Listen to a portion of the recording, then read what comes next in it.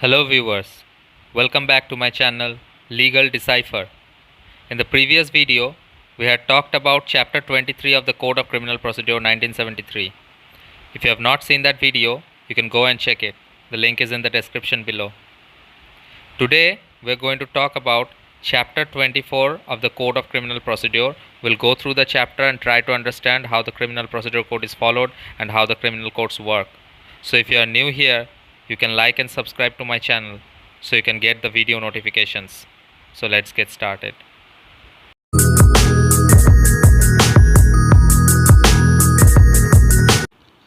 Now let's move on to section 310 that talks about local inspection.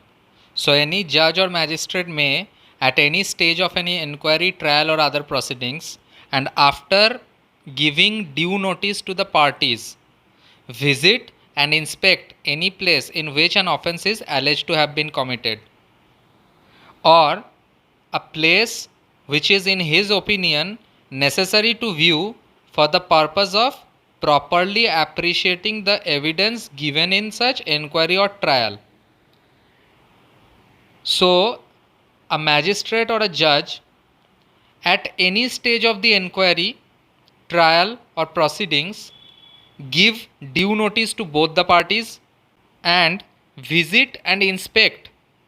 So he will actually visit that place and inspect that place in which the offence is alleged to have been committed, or any other place which in his opinion is necessary to view for the purpose of properly appreciating the evidence. So he can do so, he has the power, and shall without unnecessary delay record a memorandum of any relevant facts observed at such inspection. So after such inspection is done, he will prepare a memorandum of any relevant facts that he has observed in such inspection. Such memorandum shall form a part of the record, and if the prosecutor, complainant or accused or any other party so desires, a copy of such memorandum will be furnished free of cost. Now section 311 talks about power to summon material witness or examine person present. So any court may at any stage of the inquiry, trial or proceeding summon any person as a witness or examine any person in attendance. So if the person is not present in the court will summon him to appear as a witness, or if the person is present before the court, then the court may examine him on such attendance, or he may also recall or re-examine any person who has already been examined, and for that purpose the court shall summon them to appear before it.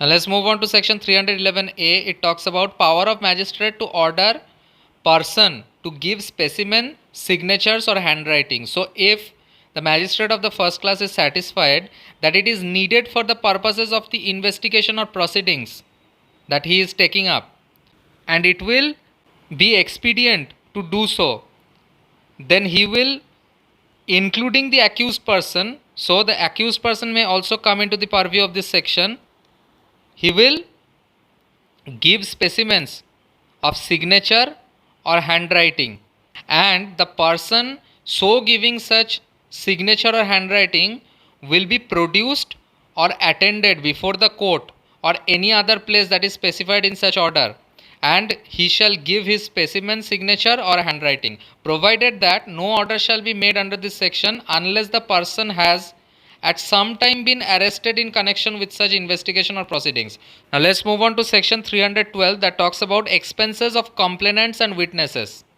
It says, subject to any rules that are made by the state government, any criminal court, so any criminal court, if it thinks fit, may order the payment on the part of the government for the reasonable expenses of any complainant or witness who is attending for the purposes of any inquiry, trial or other proceedings before such court. Now let's move on to section 313. It talks about power to examine the accused. So in every inquiry or trial, for the purpose of enabling the accused personally to explain any circumstances appearing in the evidence against him, the court may at any stage, without previously warning the accused, put such questions to him as the court considers necessary. So this section deals with the powers of the court to examine an accused by himself. So he will at any stage of the proceeding conduct the 313 of such accused, and he will be put such questions that the court considers necessary that such accused answers to that questions, and he will do so without any previous warning to the accused. So the court will ask such questions to the accused even if he is not prepared to answer them.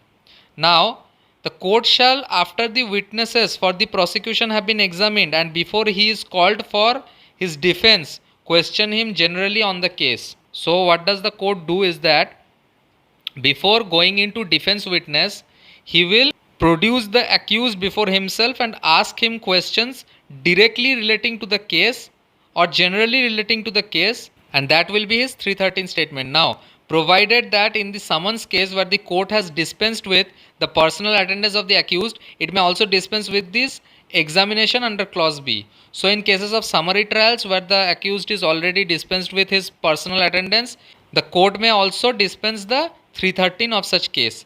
Now, no oath shall be administered to the accused when he is examined under subsection 1. So the accused will not be administered any oath when he is examined so under subsection 1. Now the accused shall not render himself liable to punishment by refusing to answer such questions or by giving false answers to them. So if the accused is asked any question in 313, then he is at the liberty to say whatever he wants. He will not be punished for refusing to answer any question or giving false answers to them. Now the answers given by the accused may be taken into consideration in such enquiry or trial. So it doesn't mean that the accused will get away with anything that he has said. Those things will be later on taken into consideration in such enquiry or trial. So when a trial is going on, considering all the other evidences that are found against that accused, the statements that he made under section 313 before the magistrate will also be taken into consideration and put in evidence for or against him. So whatever he says, it will either be used for him or against him. That will depend upon the nature of his answer and any other offense which such answers may tend to show that he has committed. So that answer may reveal any subsequent or other offense that he has committed. So that will also be taken into account. Now the court may take the help of a prosecutor and defense counsel in preparing relevant questions which are to be put to the accused, and the court may permit filing of written statement by the accused as sufficient compliance of this section. So the court may also take the help of a prosecutor and a defense counsel in preparing as to what questions would be relevant to ask the accused in a 313 procedure, and in that case the court may permit the filing of a written statement by the accused, and that will be considered as sufficient compliance of this section. Now section 314 talks about oral arguments and memorandum of arguments. So any party to a proceedings may, as soon as may be after the close of his evidence, so this procedure will come into force once the evidence is closed, and as soon as the evidence is closed, any party to a proceeding may address concise oral argument. So an oral argument may be done, and may, before he concludes the oral argument, submit a memorandum to the court setting forth concisely and under distinct headings the arguments in support of his case, and every such memorandum shall form a part of the record. So the court may also allow such person who is concluding the oral argument may, before he concludes the oral argument, he may also submit a memorandum to such court as to concisely and under distinct headings stating all the arguments that is supporting his case, and that memorandum will be submitted to the court, and court shall form a part of the record with such memorandum. Now, a copy of every such memorandum shall be simultaneously furnished to the opposite party. Now, no adjournment of the proceedings shall be granted for the purpose of filing the written argument unless the court, for reasons to be recorded in writing, considers it necessary to grant such adjournment.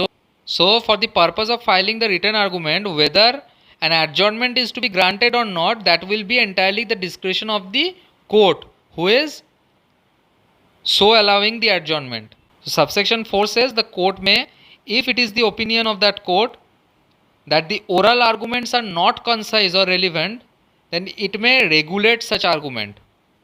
So he will have the power to regulate the arguments if he finds that the arguments are not concise or not relevant to the subject matter.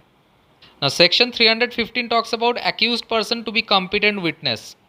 So any person who is accused of an offence before a criminal court, he shall be a competent witness for the defence as well, and may give evidence on oath in disproof of the charges that are made against him. So the person who is so accused may also give evidence in support of his own case, and he will be deemed to be a competent witness against him or any other person who is charged together with him at the same trial. Now, provided that he shall not be called as a witness except on his own request in writing.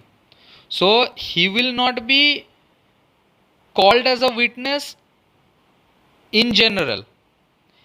If that person wants to be a witness of his own case, then he will have to apply before the court in writing that he wants to be a witness in this case.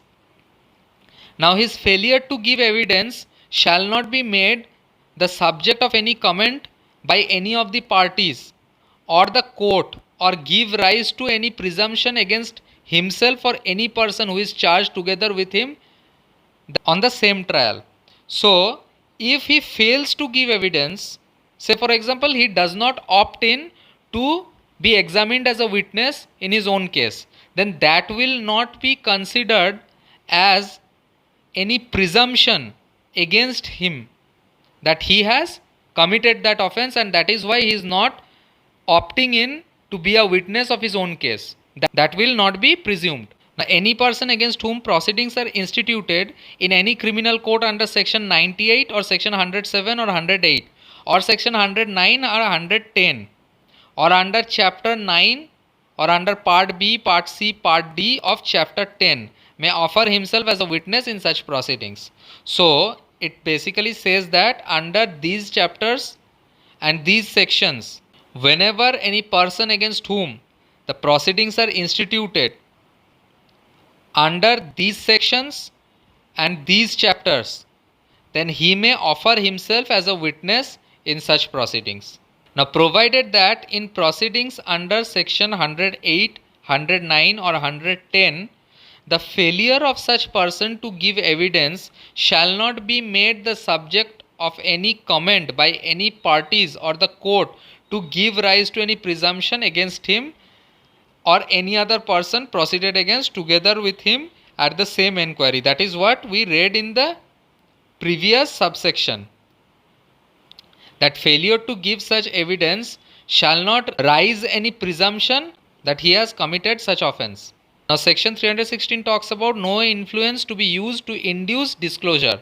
It says that except as provided in section 306 and 307, no other influence by means of any promise or threat or otherwise shall be used to an accused person to induce him to disclose or withhold any matter within his knowledge. So the accused will not be disturbed by any means of promise, threat or otherwise as to disclose any fact that he knows or withhold any matter that he has knowledge of, except as provided in section 306 and 307. That two procedures will be followed.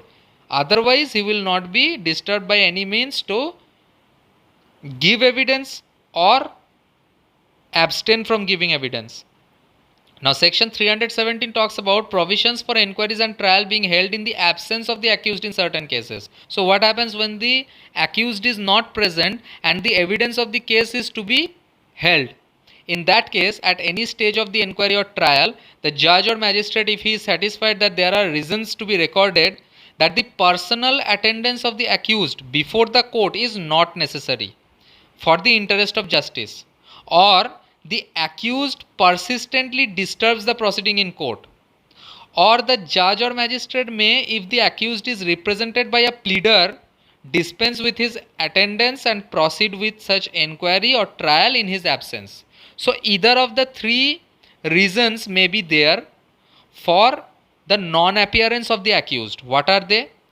Either it is not necessary for the accused to have a personal attendance before the court in the interest of justice, or the accused is such a person that he persistently disturbs the proceedings of the court, or where the accused is being represented by a pleader.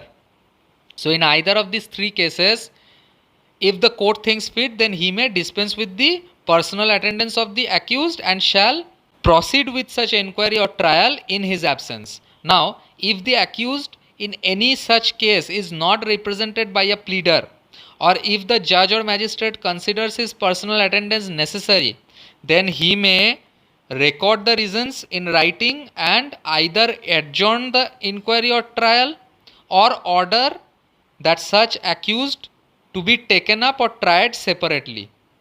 Now, section 318 talks about procedure where accused does not understand proceedings. So, if the accused, though not of unsound mind, cannot be made to understand the proceedings. So, say for example, the accused is of a sound mind, but he does not understand the proceedings due to any other reason. The court may then proceed with the inquiry or trial, and in the case of a court other than a high court, if such proceedings result in a conviction, then the proceedings shall be forwarded to the High Court with a report of the circumstances of the case, and the High Court shall pass thereon such order as he thinks fit. So, in this case, where the person who is accused is of a sound mind but he does not understand the proceedings, then in that case, the court will proceed with the inquiry or trial. There is no bar as to why the court should not proceed with the case. Now, if the case is in a court other than a high court, so it is not a high court, it is any other court, then in that case, if the proceedings result in a conviction, otherwise it is okay, but if it results in a conviction, then the proceedings shall be forwarded to the high court with a report of the circumstances of the case, that such and such has happened in that case. All the circumstances of the case will be mentioned there, and the high court shall thereon pass any order as it thinks fit. So this is the entire procedure that is mentioned in section 318. Now let's move on to section 319. It talks about the power to proceed against other persons appearing to be guilty of offence. So where in the course of any inquiry or trial of an offence, it appears from the evidence that any person not being the accused has committed any offence. Now the person who is held as an accused is facing a trial before the court. Now, from the circumstances of the case, it appears that there is another person who is also involved in the case, or who has committed any offence, and the offence is of such a nature that the person could be tried together with the accused. Then in that case, the court may proceed against such person for the offence which he appears to have been committed. So the court has the power to do so. Now, where such person is not attending the court, he may be arrested or summoned as the circumstances of the case may appear for the purpose aforesaid. So there is a provision to summon or arrest him. Now, any person attending the court, although not under arrest or upon a summon, may be detained by such court. So if the person has appeared before the court in compliance to a summon and is not under arrest, still he may be detained by that court for the purposes of that inquiry or trial if it appears that he has committed the offence. Now subsection 4 talks about where the court proceeds against any person under subsection 1, then the proceedings in respect of such person shall be commenced afresh and the witness reheard. So if such person is taken into such proceedings, then the proceedings will be commenced afresh against him, and all the witnesses that were already heard will be reheard for that purposes. Now, subject to the provisions of clause A, the case may proceed as if such person had been an accused when the court took cognizance of the offence upon which the enquiry or trial was commenced. So regarding that person, it will be thought that the person who was so subsequently accused had been an accused since the beginning of the case. That will be thought for that person. So that's all in this video. If you like my videos, then don't forget to smash the like button and subscribe to my channel. Thank you so much for watching this video.